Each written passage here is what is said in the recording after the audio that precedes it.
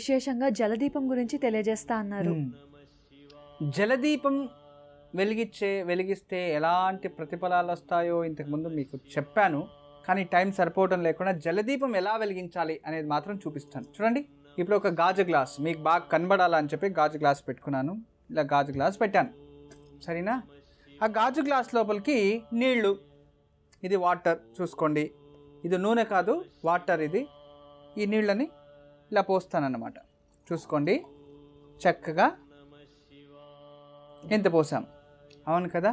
చూడండి ఎంత చక్కగా నీళ్ళు ఉన్నాయి, బాగుంది. సరే, నీళ్ళు అయిపోయింది, నీళ్ళు పోసాము. ఇక నీళ్ళల్లోకి నూనె పోస్తే ఏమవుతుంది చూడాలి కదా మీరు. చూడండి బాగా, ఇప్పుడు నూనె తీసాను. ఇది ఏదో ఒక ఆయిల్ అనుకుందాం, పేరొద్దు, ఏదో ఒక ఆయిల్. చూడండి, నేను ఇంత పైన ఇంకా పోస్తాను. ఎలా పోసినా కూడా చూడండి, చూసుకోండి, ఇంత పోసానా? చూడండి, ఇప్పుడు ఏం కనబడుతుంది మీకు? దిగువంతా నీళ్ళున్నాయి, పైన నూనె ఉంది, అవును కదా? చూసుకోండి, ఇది చక్కగా నీళ్ళంతా దిగు ఉన్నాయి, నూనె మాత్రం పైనే ఉంది. చూసారా ఎంత బాగుందో? ప్రకృతి మర్మం ఏంటంటే నీళ్ళల్లో నూనె తేలింది, అవును కదా? నీళ్ళల్లో నూనె తేలింది, కానీ నూనెలో ములిగేది నీళ్ళల్లో తేలుతుంది. ఎంత గొప్ప కదా? చూడండి, ఇప్పుడు ఇది ఒక ప్లాస్టిక్ ఏదో ఒకటి ఇది డిజైన్గా చేశారు. దీనిలోకి క్యాండిల్ ఒత్తులు, చూడండి క్యాండిల్ మధ్యలో వస్తాయి కదా, అలాంటి ఒత్తు దీంట్లో ఇలా పెట్టాను.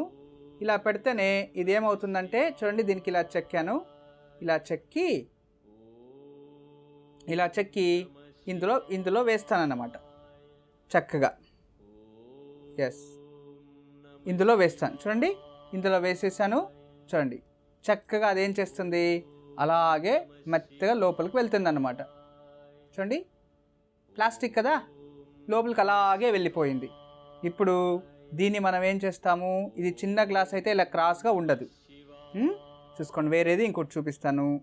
చిన్నదైతే ఇంత గట్టిగా ఉండదు, కాబట్టి మనము అలాంటిదే పెట్టుకుంటే ఇంకా బాగుంటుంది అన్నమాట. చూడండి.